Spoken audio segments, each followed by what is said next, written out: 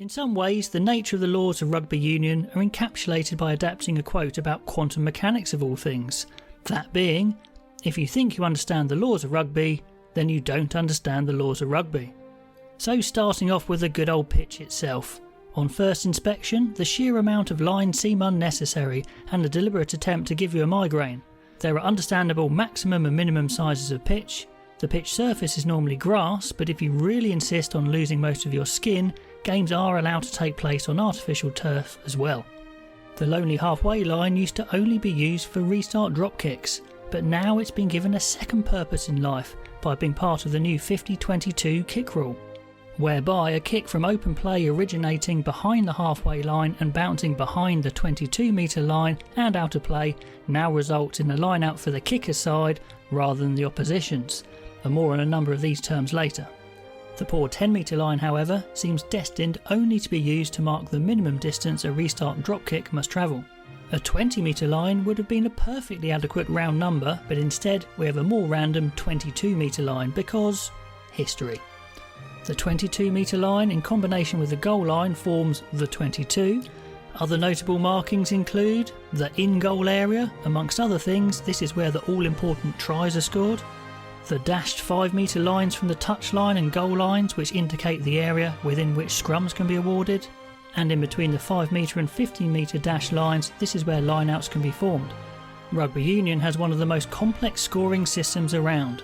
Sure, you can't get 1, 2, 4, I might need mathematicians to work out the other unachievable scores, but apart from that, almost every variety of score can be achieved. Quite simply, the team with the highest score wins. You can of course get a draw, but by the nature of the scoring system, draws are a rarity. Tries tend to be the most exciting part of rugby and are generally the hardest to score, so it seems only right they receive the highest points value of 5. Interestingly, grounding can be made with various parts of the body, not just the hands, but also the arms or indeed any part of the front of the torso. Why is it called a try? Well, of course the answer is history. Initially, in rugby football's past, grounding the ball behind the try line wouldn't give any points in itself, but it would allow the opportunity to try to kick the ball through the post to score a goal. If a try is scored, then the scoring team gets to nominate one player to try and kick the ball from the ground, usually with the aid of a tee, through the post from any point in line with where the try was scored. This is called a conversion and is awarded 2 points if successful, making a try worth either 5 or 7 points in total. One slight quirk is the penalty try, where a referee deems a try would have been scored if it were not for an act of foul play. In this instance, the conversion is automatically awarded and a straight 7 points given. There are also 2 ways of scoring 3 points. One is a penalty kick and one is a drop goal. A team can choose to take a place kick at goal from any penalty awarded to them. Some long-range kickers can even slot goals from halfway, and if the game's at altitude, the ball could fly even further. A drop kick is where the kicker deliberately drops the ball to let it bounce on the ground before immediately kicking it. Due to the oval shape of the rugby ball, this can be a tricky skill to master. A drop kick can be taken anywhere in open play, and if the kick passes through the posts, then 3 points is awarded.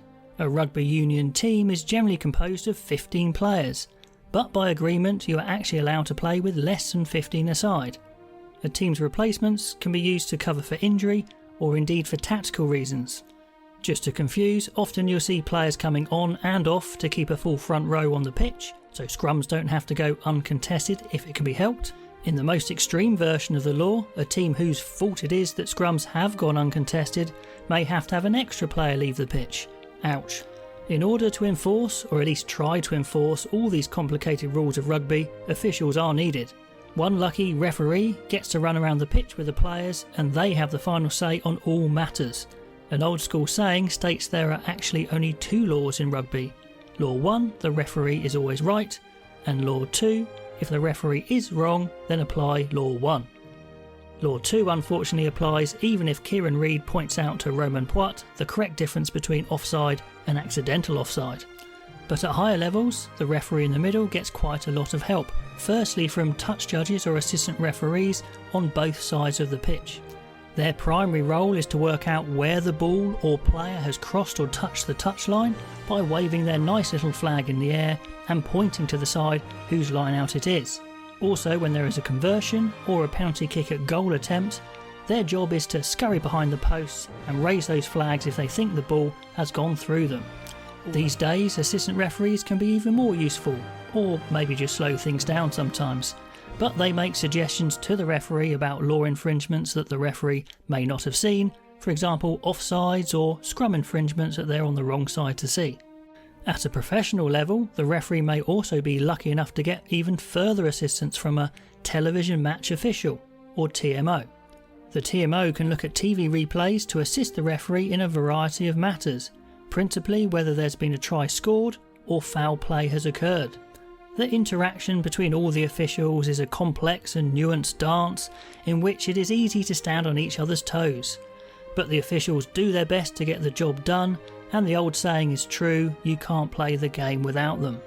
One of the laws of rugby union that most people tend to know is that you can only pass the ball backwards, and if someone passes the ball forwards, then this is a forward pass, and a scrum is awarded to the opposition. In essence, this is true, but as with most laws in rugby, it's not quite the whole story. Point 1, as well as backwards, the ball can be passed flat, i.e. perpendicular to the touchline. 2, due to a lot of passes being thrown when the ball carrier is actually running forwards fairly fast, unless you're a tight head prop. Point 2, due to a lot of passes being thrown when the ball carrier is running forwards fairly fast, unless you're a tight head prop maybe, then the forward momentum of the ball will continue even after the ball have left the passer's hands. So the ball may well initially be passed backwards, but when the ball is caught it may be in front of the point where the ball was passed. So you could argue the ball has actually travelled forwards. Point 3, therefore the direction of the pass must be determined by the angle at which the pass initially leaves the hands. If that angle is flat or backwards, then all is good. Whether it's rain, a bad pass or general clumsiness, rugby players lose the ball forwards and fail to regather it before it hits the ground all the time. This is when a knock-on is called and a scrum will be used to restart play. However, refs will normally play an advantage first, but more an advantage later.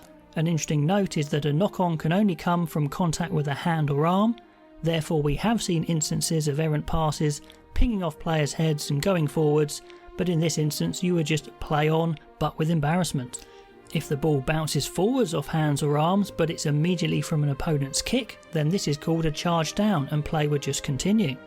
However, if it's deemed that a player has deliberately knocked the ball forwards, then the sanction is upgraded to a penalty. Unfortunately, this isn't the end of the matter, since the definition of a knock-on just isn't well defined enough in the actual law book itself. A quick YouTube search will see two of the most respected international referees in the business, Nigel Owens and Wayne Barnes, give completely opposite interpretations of a ball lost forwards initially, but then knocked backwards before touching the ground. So what hope do the rest of us have? A rugby tackle is another concept at least loosely grasped by the general public, where an opposition player launches themselves at the ball carrier in an attempt to stop that pesky running business. But the actual definition of illegal tackle is a little tricky. The tackle must be made below neck height. For a tackle to be deemed completed, the tackled player must be held whilst on the ground. The tackled player is meant to immediately make the ball available to be played and then vacate the area themselves. Now you might be starting to get the picture that this is a very difficult area for the referee to officiate, and that's without adding players competing directly for the ball and rucks which can be formed over the tackled area. If no ruck has been formed, then anybody on their feet can pick up and play the ball. However, invariably, either instantaneously or within a very short period of time, a ruck will be formed. A ruck is deemed to have been formed when at least one player from either team is competing for the ball on the ground whilst on their feet. The general aim is to drive the opposition away from the ball.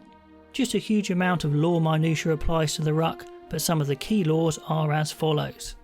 Once a ruck is formed, no player is allowed to handle the ball unless they have hold of it before the ruck was formed. Players joining a ruck must join from behind the hindmost foot of the ruck, must bind onto a teammate or opposition, must endeavour to stay on their feet, and must not have their head below their hips. Just a note here, if you watch any game, the last two laws are almost laughable. since at most rucks players will have their bums in the air and many will end up off their feet. This can be partly explained by the old adage that if a referee enforced every breach, then the game simply would grind to a halt. There is also a stack of other laws governing the ruck, and indeed there's even a provision where if the ruck becomes such a mess of supposedly legal bodies, the ref essentially gives up and can award a scrum to the team with the last forward momentum. Where the ruck is a method of allowing players to compete for the ball that's on the floor, the maul conversely allows players to compete for a ball held above the floor. A maul is formed when the ball carrier plus at least one other player from either side is bound together, and once a maul is formed, an offside line is created by the hindmost player's foot. The maul is supposed to move towards the opposition's goal line, although there is a provision for the maul to stop once and then continue forwards as long as the pause is no longer than 5 seconds. Fellow teammates behind the ball carrier can transfer the ball to themselves by ripping it off the player in front. If this is done a number of times, it is perfectly legal to create a wall of teammates protecting the ball carrier, who is often at the back of the maul to allow the ball to be easily passed out if required. Teams often use lineouts as a good opportunity to form a maul in a fairly controlled way, although mauls can be set up anywhere on the pitch. Another law states that no player from either side must intentionally collapse a maul, and this is a law that's very commonly broken, especially by defenders when it looks like a maul is going to result in a try being scored. Now on to scrums and lineouts, and these are technically denoted as methods of restarting play, so you'd be mistaken in thinking you'd see the ball zip into and out of these so-called set pieces and straight into open play. However, very often teams will use them as yet another method of gaining advantage, often by winning a penalty. Scrums can be awarded for minor infringements such as forward passes or knock-ons. They can also be taken as options from free kicks or penalties, or simply when the ball becomes unplayable. In normal circumstances, i.e. 15 versus 15, a scrum is formed by 8 players from either sides. There must be 3 in the front row, a hooker in the middle with a prop on either side, 2 locks in the second row, and 3 players in the back row. Depending on how many players there are on the pitch, the number of players in the scrum can reduce, but it can never go below 5. Each player in a scrum has a specific manner in which they must bind, unless they're Johnny May. For the 2 sides of the scrum to come together, the referee calls a series of instructions which both sides must follow. Firstly, crouch, where both sides crouch, obviously. Then bind, where the 2 props on either side bind onto each other. And finally set, where the 2 front rows engage and put their heads under the shoulders of the opposition to the left. In an ideal world, these series of movements would result in the 2 walls of muscle, or at least mass, coming together safely without the scrum collapsing. But as you can imagine, this doesn't always happen, and scrums can have multiple resets, or the referee can give a penalty before the game even restarts. The ball used to have to be put in straight down the midline of the scrum. However, these days they're allowed to put the ball in slightly closer to their side of the scrum, as long as their shoulder is in line with the middle. But if you watch a game of rugby for the first time, you'd be forgiven in thinking the scrum half was actually allowed to throw the ball directly to the back of their scrum. However, amazingly, the law clearly states that the ball must be put in straight or perpendicular to the touchline. The hooker on the team that's putting the ball into the scrum must strike with their foot at the ball in an attempt to hook the ball to the back of the scrum, but as you may have guessed, if the ball isn't put in straight in the first place, this may be more of a symbolic movement. As soon as the ball leaves the scrum half's hands, both sides can start pushing, although this in itself is slightly misleading, since pushing will certainly have started, but as long as there's no movement, then this is normally ignored. Both sides of a scrum are supposed to push straight. However, if a scrum does start to turn, it can be almost impossible for the hapless referee to determine which side caused it. If one team does get the upper hand in the pushing battle, then the other team's scrum is simply meant to move backwards in a nice straight line. However, packs of forwards are rarely so obliging, and someone will infringe to stop such ignominy. The line-out is another highly recognisable form of restarting the game, where some poor soul or souls are hoisted into the air via their buttocks being firmly cut from behind, whilst another player grips them from just above the knee. The ball is ideally thrown to this lifted player, and thus the game is restarted. However, like the scrum, the line-out is almost a game in itself. Players and coaches will spend hours trying to work out how to win their own line-out ball, how to steal or disrupt the opposition's line-out ball, and also it's a great opportunity for planned attacking plays. A line-out is officially formed when a minimum of 2 players from each team forms up between the 5 and 50 metre dash line. However, a quick throw-in can be taken with the same ball if a line-out hasn't formed. That throw can be taken anywhere from the mark or anywhere backwards from the mark as long as it goes 5 metres infield, like a regular line-out throw, but the ball can be thrown backwards as well as perpendicular in this instance.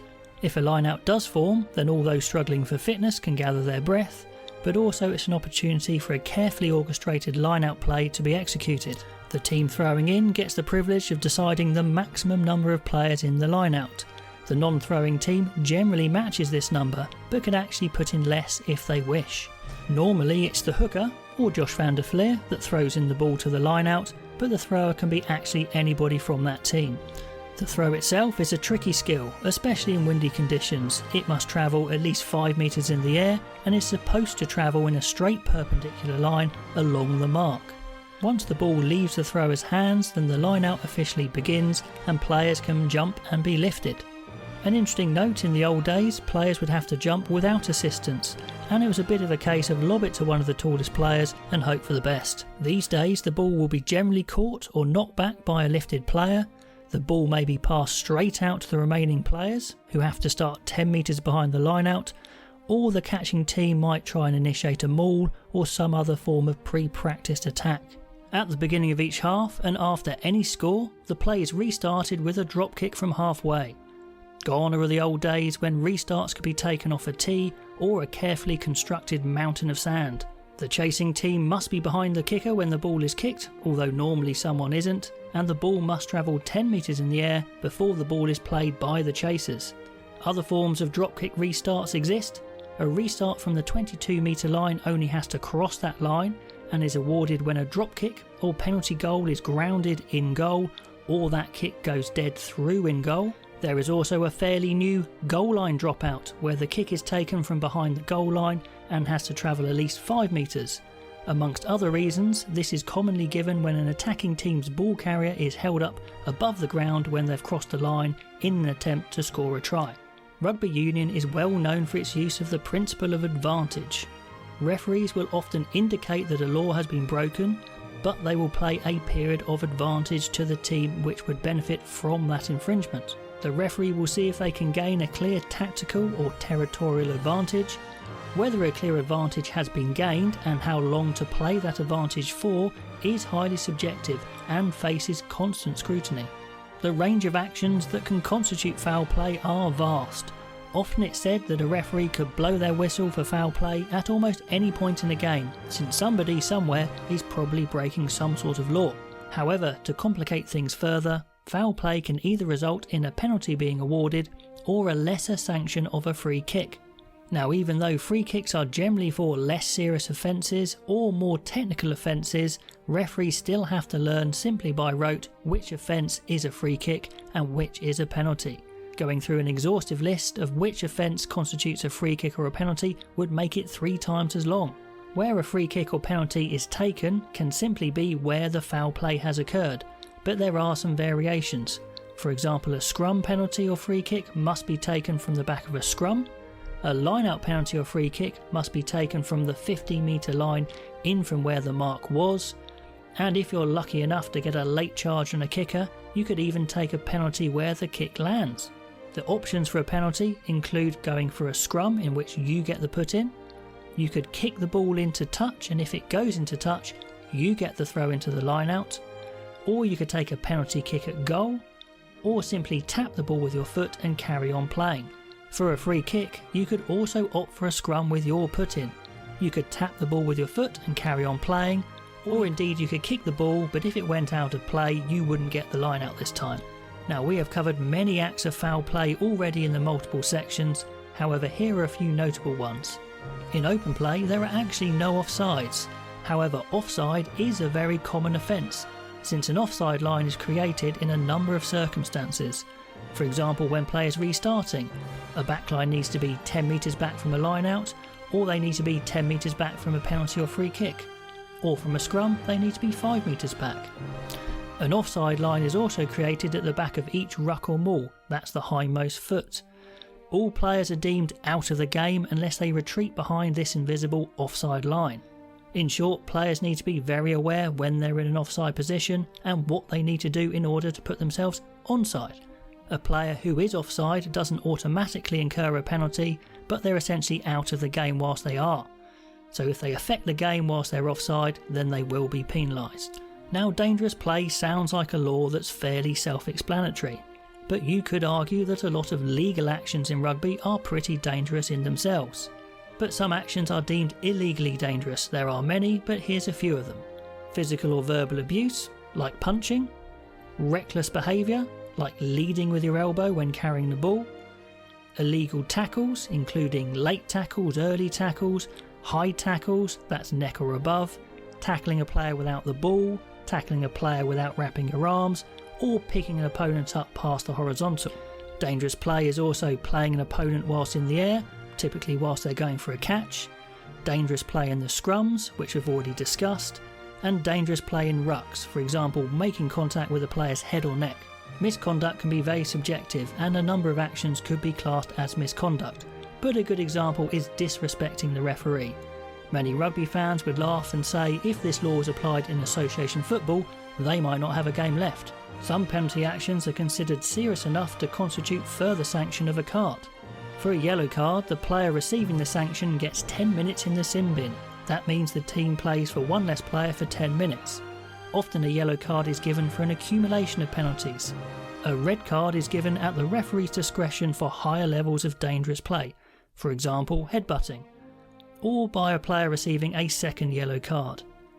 Typically, referees will be given guidelines by their governing bodies as to what constitutes a red card. For example, a high tackle with a high level of force and with no mitigating circumstances. The issuing of red cards is always a point of controversy as officials and governing bodies try to balance keeping the physical nature of the sport whilst also trying to maintain certain levels of player safety. Okay, so if you've got to the end of this video, either you feel ready to watch a game of rugby with a bit more understanding, or you're quietly rocking in a corner wondering who could possibly think up such a complex sport. Either way, the laws of rugby are often loved and hated by rugby fans in equal measure. At the very least, it gives plenty to debate about in the pub afterwards. Thanks for watching and do subscribe for more Rugby Made Simples.